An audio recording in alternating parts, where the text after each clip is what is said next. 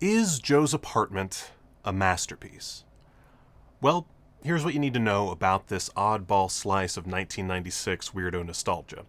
Joe's Apartment began in 1992 as a short film written and directed by John Payson and presented by MTV. At the time, the channel was a real smorgasbord of bonkers content, most notably in the form of liquid television, which ran from 1991 to 95. The short film version of Joe's Apartment feels right at home with that animation showcase, even though it is live action and based around puppetry and stop motion rather than the CG animated roaches that would come to define the feature-length version. The short tells the story of Joe, who lives in a roach-infested apartment and who inexplicably has a date coming over, and so he pleads with the roaches, whom he can hear and talk to please, for the love of all that's good, please stay out of the way. Unsurprisingly, they don't listen and instead try to make the night special for Joe and his date.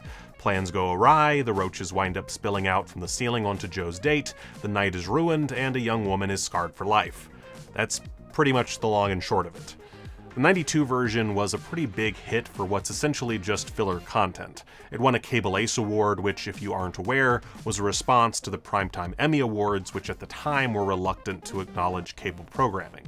The Cable Ace Awards lasted from 1978 to 97, at which point the Emmy Awards had begun to allow for cable's massive, highly acclaimed productions, which initially became eligible for the award in 1988.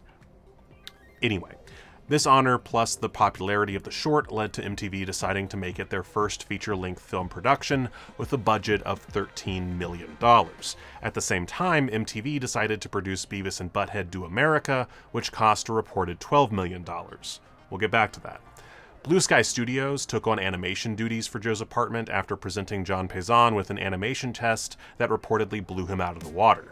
Originally, the film was going to go with strictly puppetry and stop motion, but the animation presented by Blue Sky changed that, and so in the final film, a huge chunk of the roaches are CGI. Pretty solid CGI too, at least for 1996. Blue Sky would go on to make the Ice Age movies under 20th Century Fox, who acquired them in 97 after being impressed with their work on Joe's Apartment.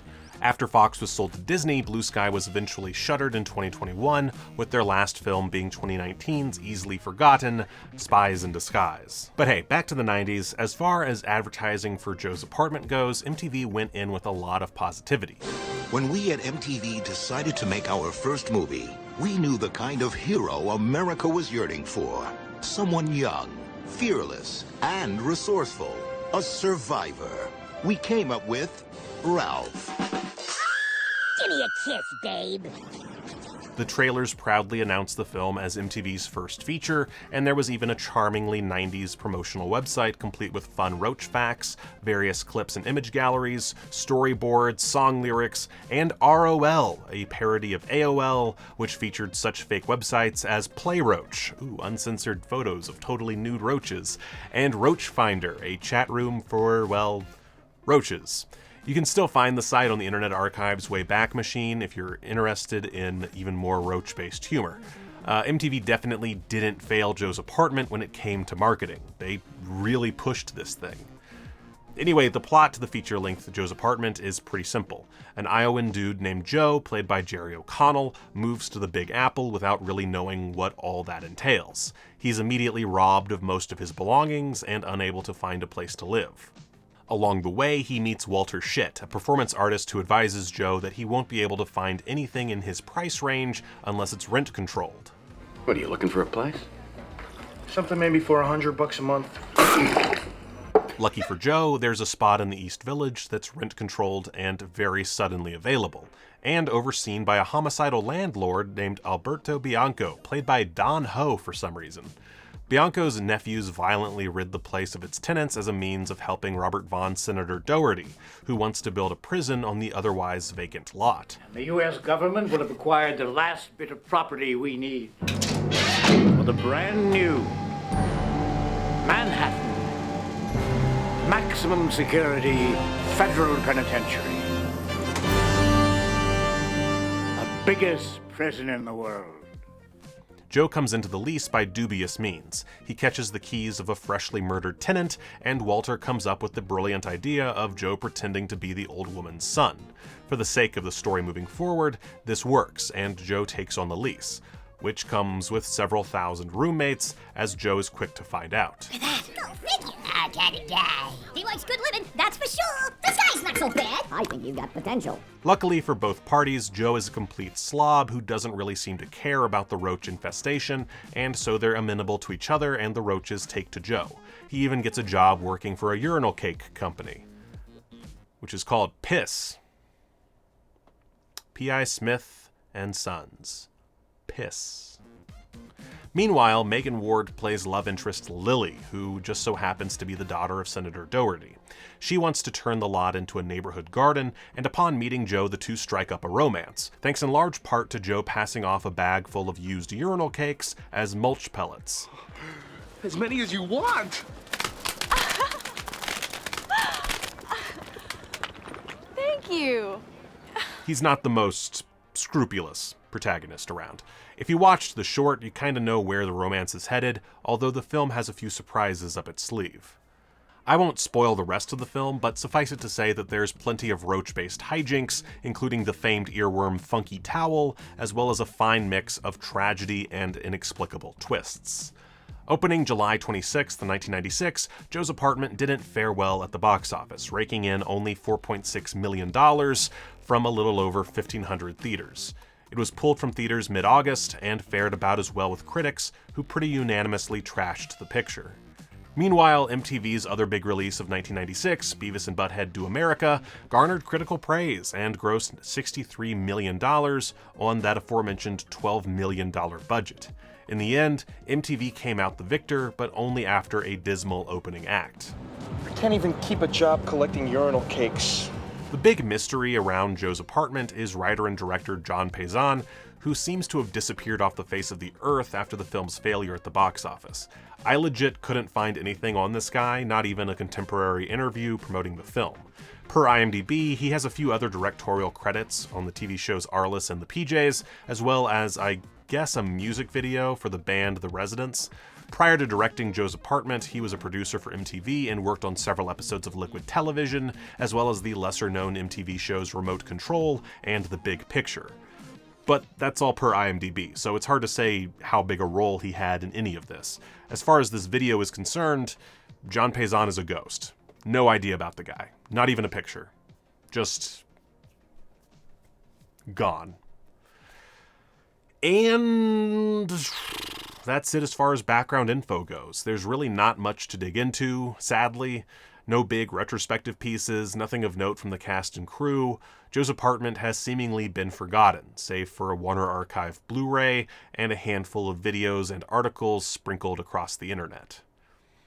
So, back to the original question. Is Joe's Apartment a masterpiece? No. Now, to be fair, I don't have the bias of having seen the full film as a kid, but man, I did not like Joe's Apartment, and that was a bit of a shock to me. I had fond memories of watching bits and pieces of the film as a child, and the central premise really appealed to me. I love the concept of a gross-out comedy about singing, dancing cockroaches, complete with the titular grungy central location. Upon actually watching it, however, I came to the sad realization that it's just not a very well thought-out film. I said shut up already! Essentially, the problem with Joe's Apartment is that it's on when the roaches are doing their thing, but it's off when literally anything else is happening. Unfortunately, there's a lot of stuff that happens without roach involvement, which is a strange choice given that part of the whole gimmick is that they're supposed to be everywhere. Like, I recognize that Joe isn't here in this restaurant scene, but if you're going to have a restaurant in a movie about cockroaches, well, throw some goddamn cockroaches into the scene. The audience should never be safe from more roach shenanigans. For example, it would have been neat to see how roaches infest even the most upper-class environments, perhaps by way of some cutaways to the gross goings-on in the restaurant kitchen or something. I guess there are mildly humorous moments. It's sort of fun to watch Joe literally taking shit, but it's a gag that doesn't really amount to much more than, hey, this guy's got a big bag of poop. Similarly, there's a whole running gag around Senator Doherty wearing women's clothing, but again, it doesn't amount to anything. It's just, look at how funny Robert Vaughn is in drag. Whoop-de-doo. I also can't not bring up the politics of the film regarding gentrification and class struggle, which are commendable even if they don't make up for Joe's apartment's more glaring flaws. There's actually a great video on this topic from the seemingly defunct channel The Other Half of Film, which I'll link to in the description. Basically, Joe's apartment delves haphazardly into the gentrification of New York, specifically the East Village. There's even this amusing joke about the rapidly depleting population, as renters were being priced out of the neighborhood. It's not exactly a brilliant examination of the issue, and there are flaws. For example, crime was decreasing in the 90s, and so Senator Doherty's plan to build a prison doesn't make a whole lot of sense. At least not as much as if he were trying to build a high-end apartment building or, I don't know, a parking garage. Either which way, what we get is a muddled but interesting view on gentrification as seen through the eyes of New York's oldest permanent residents. I'll forget about every horrible thing you've ever done to me if you just disappear tonight, all right? But the problem with all this talk of class struggle is that we're still watching a comedy, and as a comedy, it isn't very funny. At least not when the Roaches aren't singing and dancing. The romance plot is pretty lame, not to mention challenging to take seriously due to Joe being incredibly unlikable. Why Lily is into him or willing to give him the time of day is never explained, nor do I think there is much of an explanation to be had. It's just, well, the original short had him on a date, he's gotta have a date. And that's it. A true cockroach never gives up. You said it. They can stomp us, they can pop us, but they'll never ever stop us. Joe's Apartment is kind of like a made-for-TV Nickelodeon original movie, but geared toward teenage boys. It's got some interesting ideas on gentrification and a really novel concept in the form of several thousand singing, dancing cockroaches. The ingredients for a great film are there, but they're squandered by a wishy-washy approach to comedy that leaves the viewer grasping for any laugh they can get whenever the Roaches aren't on screen. There's definitely an audience for Joe's Apartment. I mean, hell, just look at the Letterboxd reviews to see for yourself, so I can't completely dismiss it. For me, it just didn't work. I think given a more adult approach to the human element might have provided some necessary grit to go along with the gross-out humor, while at the same time, I imagine a more airplane-style rapid-fire approach could have done the job. The final product goes for neither of those approaches, and so it tends to just kind of fall flat whenever it's not showcasing its buggy supporting cast.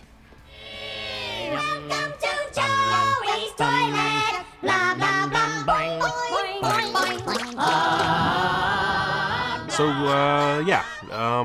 there you have it. A whole bunch of words basically just to say I didn't jive with this particular gross-out comedy.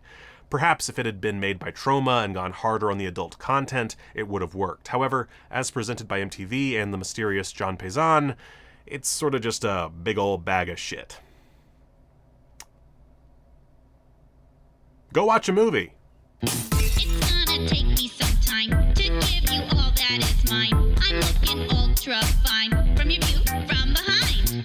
It's gonna take me some time to give you all that is mine. I'm looking ultra fine from your view from behind. Working played out. You got what's coming, you gonna shout. Sit right down, boy, hands in a cup. I'm gonna show you exactly what's up. Gonna give you that Booty flavor.